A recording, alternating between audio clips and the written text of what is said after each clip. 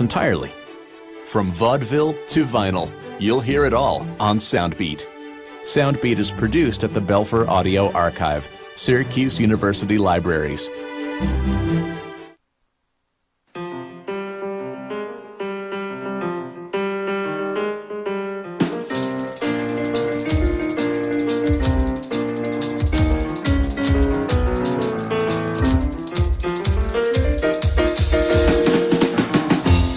10 minutes past 8 o'clock. It is Wednesday morning, the 16th day of October, 2024. Good morning, everyone. I'm Scott Micklin. Thanks for tuning in to KSJE 90.9 FM right here in San Juan County, New Mexico. In Durango, Colorado, you can listen to us, of course, at 103.3 FM. And if you're anywhere else on the planet, you can always listen to us from our website. Just go to ksje.com. Welcome also to our viewers this morning who are joining us. The video of this program is streaming out live to the KSJE Facebook page and also to our YouTube channel. So welcome aboard, everybody. I am glad that you are with us this morning. We've got a lot coming up today. Let me tell you a little bit about it. Beginning with, of course, our friends from the Family Crisis Center here in Farmington. They are here to talk about some of the many programs and outreach events that they are doing this month because October is Domestic Violence Awareness Month. So more about that in the next few moments right here on KSJE this morning. And then, of course, later on this hour, he is back. Ron Price is back with me for our Life in the Sandbox series. He has been with us for, several years talking about getting along with people that we run into at work or at church or at home. And we're going to wrap up that series with Ron today at 8:50 a.m. on KSJE. Then, of course, Mick Hess will take us roving with the arts, our weekday classical music program. So stay tuned for that coming up after the news at 9:06. Our On the Road series continues, of course. We were just at Young Frankenstein. Some of the final rehearsals before that production premieres Thursday at the Farmington Civic Center. You can watch it right now on the Facebook or YouTube pages of KSJE. So check it out, KSJE On the Road. You can also connect with us on X and Instagram in addition to Facebook and YouTube. And if you're a podcast person, you can subscribe for free to KSJE Podcasts. They're available wherever you listen to podcasts. So check it out and maybe discover a new program that you may have missed. Outside our studios here at San Juan College, it is a sunny Wednesday morning so far, 56 degrees at the moment, but we are expecting a change in the weather today and for the next several days. Partly cloudy skies today with a 50% chance of showers developing. The high 67 in Farmington today, 53 overnight. Tomorrow, another 50% chance of rain showers on Thursday with a high of 69 degrees, 54 degrees overnight. By Friday, 62 for a high with more chances for rain, 70%. And on Saturday, take a look. We have partly sunny skies, 50% chance of that S word is in the forecast. Snow showers on Saturday with a high of 54 and an overnight low getting down to 44 degrees on Saturday night. I'll be back with my guests from the Family Crisis Center right after this. KSJE is supported by San Juan Regional Medical Center. The caregivers of San Juan Regional Medical Center are committed to bettering the quality of life, health, and care of individuals, families, and our communities.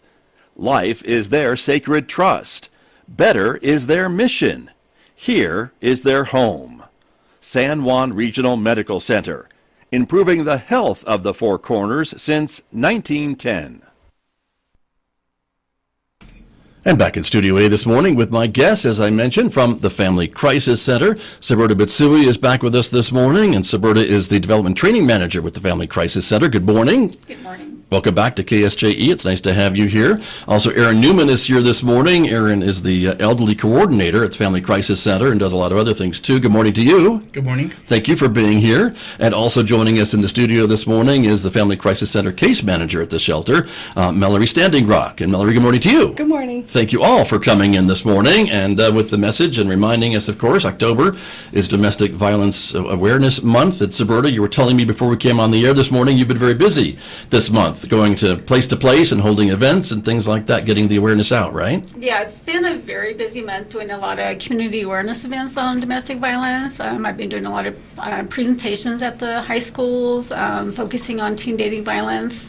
And so it's been really exciting because I've been able to hit some brand new schools that I haven't spoke to before. So nice. I'm trying to always add to the number of people that we're talking to. And then it was exciting. We participated in a wellness event at the casino yesterday, and we spoke to over 140 participants that came to our table. So it's just exciting to get the information out about who we are. Right, and the important work that you do in the Yes. community, of course, throughout the year, not just this one month of the year, but this is the month Correct. that you're very active in getting the word out about what you do. And I was just going to say, I think it's really important to get out to the high schools and talk to these teenagers about dating and how to do it safely and some of the warning signs, I think, and things like that, right? Correct. So a lot of the information is basically like explaining that it is a type of violence and it's a type of family violence that can be prevented. So a lot of it's just giving them good information about what it looks like, what to look for, if it's a abusive relationship. So mainly just good education to let them know what it is so they can make good decisions for themselves going forward. Right. Very important information. You're also doing an event kind of every Thursday, right? Or people can do it on their own, right? If we wear some and- purple on Thursdays? Correct. So October is Domestic Violence Awareness Month, and it's a campaign that we support. And mainly what the campaign is to let people know that we are here to support victims and survivors of domestic violence. And it's also to let people know what domestic violence is, because it's more than just physical violence. And it's also to identify different resources in the community that are available to help our victims. And so Family Crisis Center is one of those resources that they can reach out to, because we provide non-residential counseling services and shelter services. And the other thing we also want to promote is wearing purple on Thursdays, again, to support our victims and survivors of DV. Right. Very important. And that's easy for everyone to do. Correct. And if they want a ribbon, they can pick one up at your office. Correct. So you still got some left? We do. Okay. Good to know. I'm glad you And have our it. address is we're located at 208 East Apache Street here in Yes. Farmington. Very true. Thanks for reminding me about that, but that's an important thing as well. And so, Mallory, I want to come to you and talk about the shelter, because I think that's maybe what the Family Crisis is known most for in the area, but as Saberta was saying, there are many other services that you provide as well, but you are the case manager there. And so talk to me a little bit about the shelter. It's been fairly busy and full, I guess, these past few months? Well, the numbers fluctuate. So at times it was really full, and at times, people are coming and going, of course. But the purpose of the shelter is to provide a safe place for survivors, domestic violence survivors, men, women, including their children. We do not deny services to anyone under the age of 18 years old. We do have a kennel. We're the only shelter that does provide a on-site kennel for pets. Yeah, Okay. because Yeah. you have your pets too. You're trying to run with your pets and flee with your pets, and we want to provide everything for the survivor. Right. Yeah. That's important. And and again, we were talking before we came on the air this morning. I know there is a bit of an expansion plan for the shelter, and that is in the works, right? You are kind of Yes. gearing up for that. Yes, it's in the works. We can't wait. We're just waiting to hear if we can utilize the facility, but You're it's adding- really nice. Right. You're adding some staff, and then we'll be able to maybe increase, I guess, the capacity once the new facility opens. Is that the plan? Yeah, so the shelter comprises of shelter advocates, and also I have another case manager as well. So wherever we're able to go, we're going to go. Very good. And Saberta, that's coming online in the next few months, we think, or what's the timeline to bring that new facility online, do you think? We don't really have a set date on when that's going to happen. A lot of it's just, really working on trying to expand the number of shelter advocates that we have. Because Okay. we want to make sure that we have enough advocates to take care of our clients. So that's really what we're looking at this point. And then just a few minor things we need to take care of at the shelter. So hopefully in the near future, we'll be able to use it. Okay, well, let us know. Okay. It'll be an important addition to the services that the Family Crisis Center provides, so a really great thing to be able to do. And Erin, I want to come to you next and ask you a little bit about the work that you do as the elderly coordinator, and then also I know you've got a podcast that you are working on as well, but let's start with your job as elderly coordinator. Tell me a little bit about that. Yeah, so we know that much like domestic violence, elder abuse and exploitation is very prevalent in our community as well as our nation. So we always like to provide that service for any adult who's over the age of 60 who may be experiencing elder abuse. financial exploitation, neglect, and to provide that service and advocate for them to guide them to what services are in the community. Right. So we like to work with them. And what does that look like? Can you give me an example maybe of the types of things that you deal with? Oh, maybe a lot of housing issues tends to be one, but unfortunately, our housing situation in the community is a little scarce. So helping them through that process, or finding them social support that they can have throughout the community, working with them to find any sort of counseling services that they may have as well is a big one, because they've had a lifetime of experiences. Some may be traumatic, some great, but helping them through that process to go through it and learn about what they're going through, and that even though they're in the older years of their life, they can still live one that is healthy and safe. Right. And as we have been learning, domestic violence doesn't necessarily have to mean physical violence, and this is kind of an example of what you're talking about, right? Yes.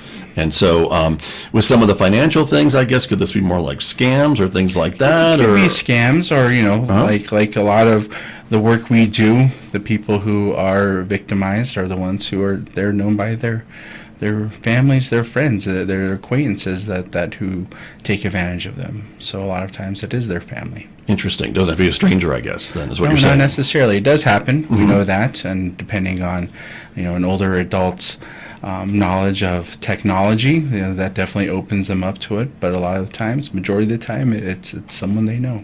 Right. That sounds sad to me that could happen, and is happening, right? Yes. But you are there to help. Yes. And that's an important resource for folks to remember that we have here at the Family Crisis Center. And I want to ask you, too, about this podcast that you have been working on. It sounds really fascinating to me, because you were able to sit down with some of the perpetrators from some of the cases, and they were able to speak quite freely, anonymously, but kind of give their perspective. Tell me about that project. Yeah, so we do provide a lot of victim services, survivor services, but we also provide services for those who choose to abuse.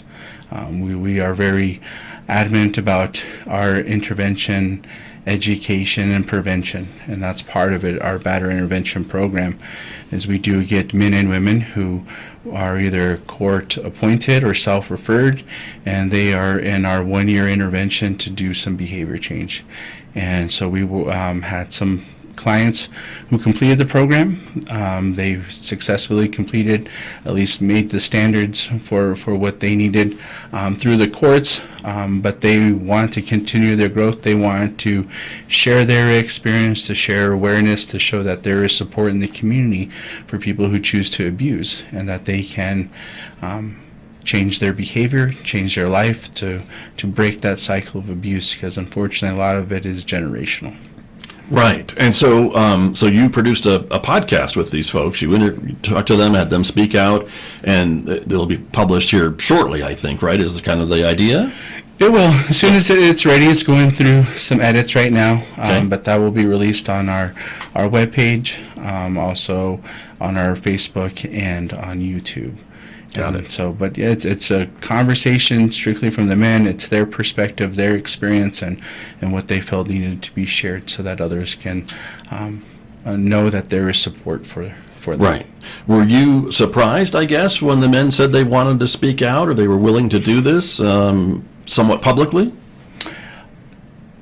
Yes, they didn't have hesitation, but we still went through everything to maintain confidentiality but really to get their voice out there, and they were more than willing to do it. Right. And do you hope that maybe when folks see this and hear this message from these perpetrators, that maybe they will seek help themselves? If there's someone watching that is an abuser that will seek help, maybe they'll see themselves reflected in some of these messages, and maybe decide to seek help if they are a perpetrator or against their partner? I do, because the conversation was led by the men. They're the ones who want to bring this out there. They shared, this is what I had difficulty with, what I had to come to understand. Is like, yes, I choose to abuse, but I can also make these changes as I learn. It's not going to be easy. It's going to be uncomfortable, but they're in an environment, especially their group setting, where it's one full of support from the men, each other. They hold each other accountable. They work together with the same goal of changing that behavior of choosing to abuse. Right. Right. Well, it's fascinating. I'm looking forward to seeing it when you get it ready to go. So thank you for putting that together and sharing it with the community. And I think thanks for the men who spoke out, because I think that's an important message to hear from these folks. So thanks for that. It was a great experience. Yeah, I bet so. Saberta Bitsui, I want to come back to you a little bit about this podcast and these messages too. This was mostly men who spoke out, but obviously women can also be abusers as well in relationships. And so Family Crisis Center deals with anybody who walks to the door, do they not? Correct. So we do also have a program called Women Who Use Force, and that counseling program helps the women who abuse, because again, it can be either person, that can be that male or female. So we want to be able to provide services to the batterers as well as the victims. Right. And from what Erin was saying, it seems like, this pattern, which it tends to be, does not need to be set in stone, that there is help for these perpetrators to break that pattern and break that maybe generational situation to stop doing this, stop behaving this way, stop being violent against their partners. Well, we just wanted to share with the community that domestic violence is a learned behavior. A lot of it's learned from being, maybe something they've seen in their home, their parents abusing, like the father abusing the mother, aunts and uncles. So it's a learned behavior, and we just want to let people know that domestic violence can be unlearned. So a lot of what we try to do in our program is to teach the skills for them to have healthy relationships with their intimate partners and their families. Right. Very important. And again, the issue and the problem of domestic violence knows really no ethnic or socioeconomic boundaries. It really affects families and people in all areas, does it not? Yeah, nobody is immune from domestic violence. It happens in every area of our community, no matter, what career you have, your socioeconomic status, your color of skin. Domestic violence is found in all areas of our community. Right. And so, go ahead.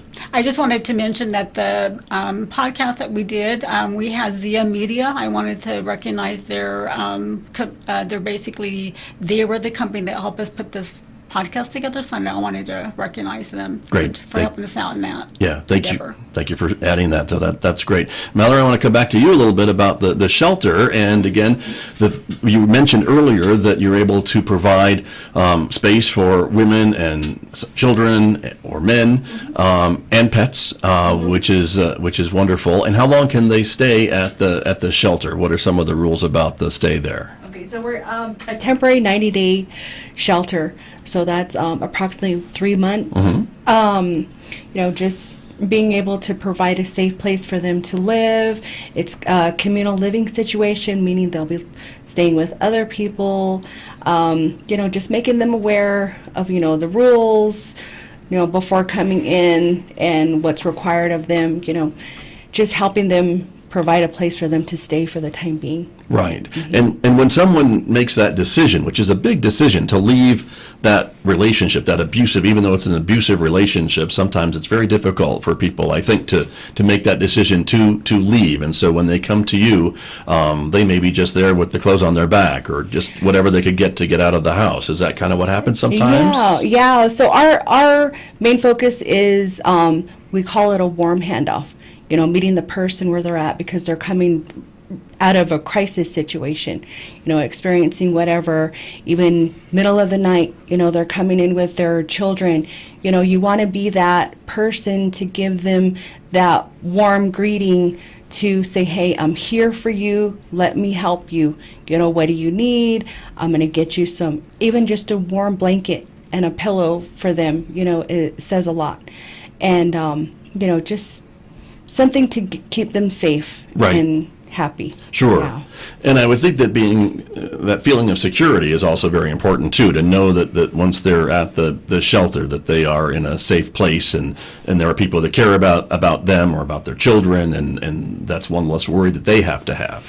Yeah, because sometimes the transition of even saying I need help is a lot for them.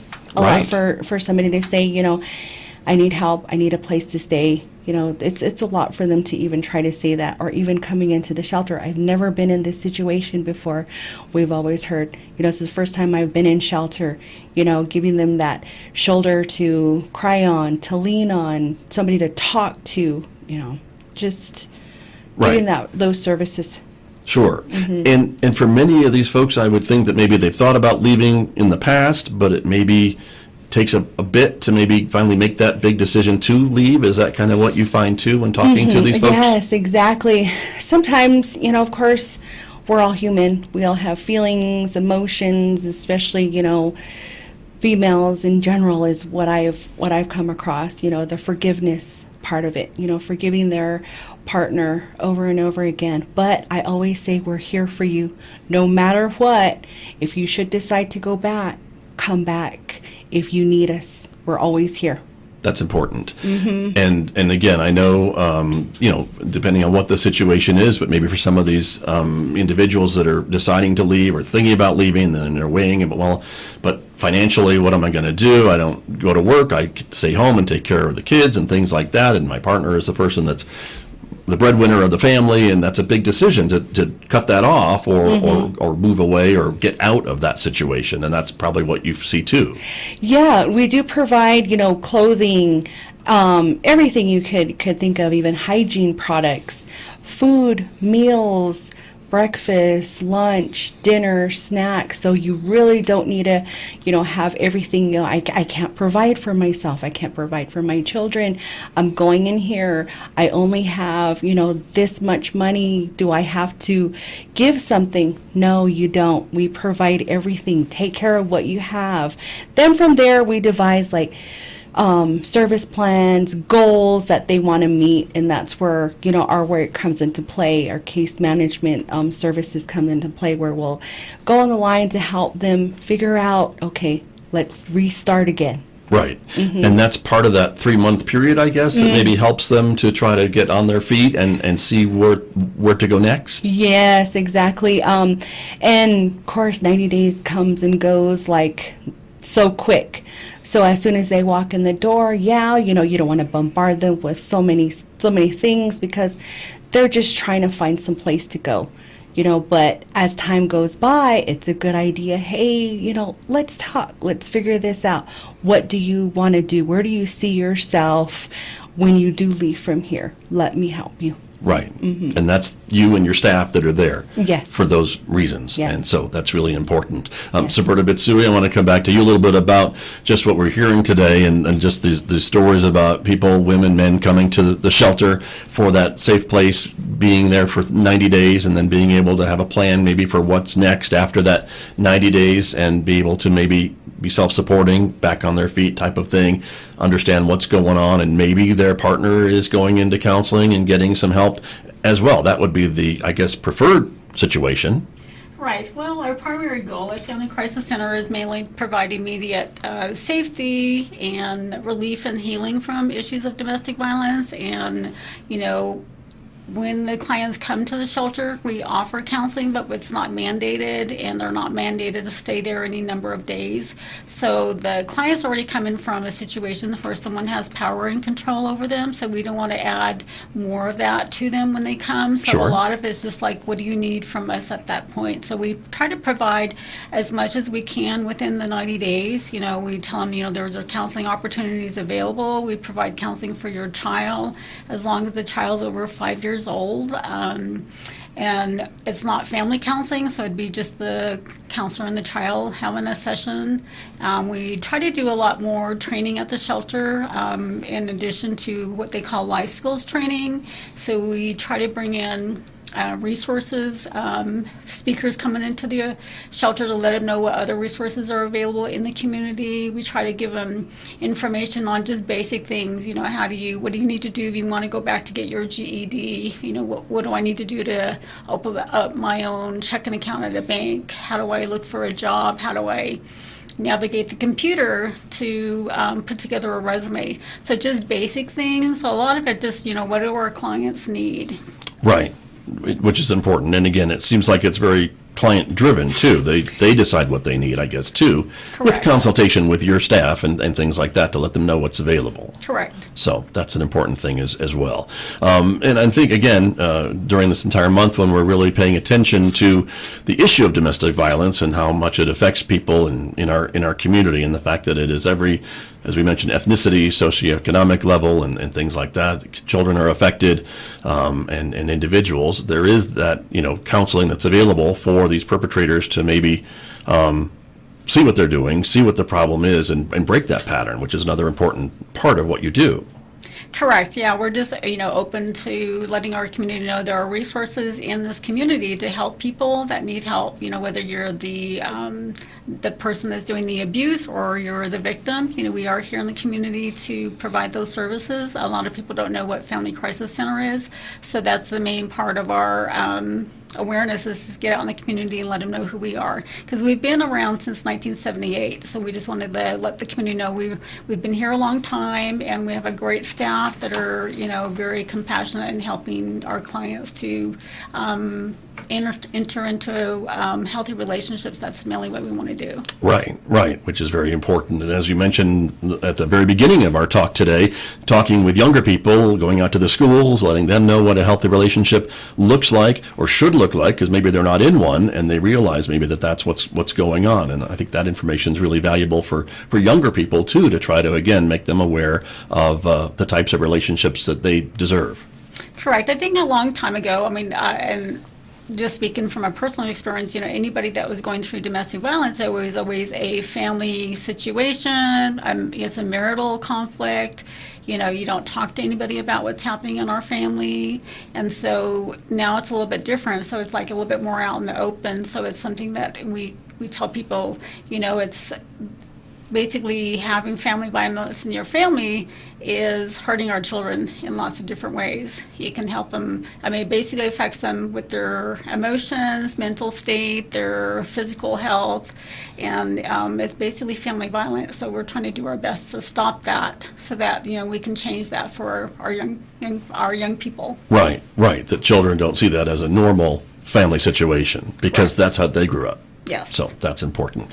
Before we run out of time with you all, and again, I appreciate you all coming in, sharing this really important information, and so grateful that Family Crisis Center is here in our community to do the work that you do each and every day. There's another event coming up, because October is also a Halloween month, and you have an event for Halloween coming up on the 30th of October, correct? Right. On our website, we also have an event that's advertised on October 30th. We're going to have our trick-or-treat drive-through at our in the parking lot of Family Crisis Center. So we encourage our kids to come by from 4 to 6 and, stop by for some treats. So we're excited to let people know we're going to be doing that event. Nice. And it's a drive-through, so you don't have to get out and walk from door to door. You can just drive through. Correct. And get all the treats you like, I guess, right? How about that? 208 East Apache is where that will happen. Yes. In your parking lot from 4 to 6 on October 30th. So you get a jump on Halloween, day Correct. Before. So before. You can fill up your bag ahead of time with treats. Very good. Thank you all again for coming in this morning. I really appreciate it. My guests from the Family Crisis Center with me right here on KSJE. Thank you all very much. Thank you. You're welcome.